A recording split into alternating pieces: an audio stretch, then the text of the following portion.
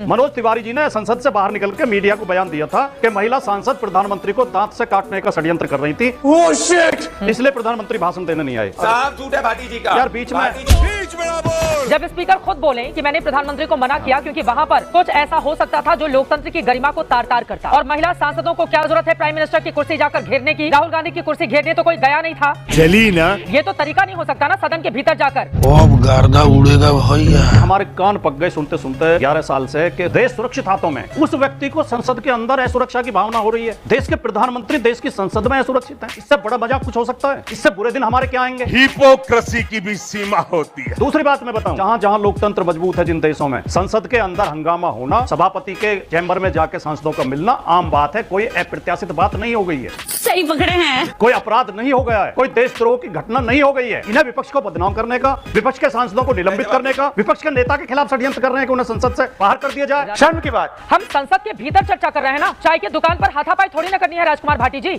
इस सज्जन को क्या तकलीफ है भाई? महिला सांसदों को विरोध करना है, उनकी अपनी जगह थी, जाकर विरोध करती, वेल में जाकर विरोध करती। प्रधानमंत्री की कुर्सी को घेर कर विरोध करना।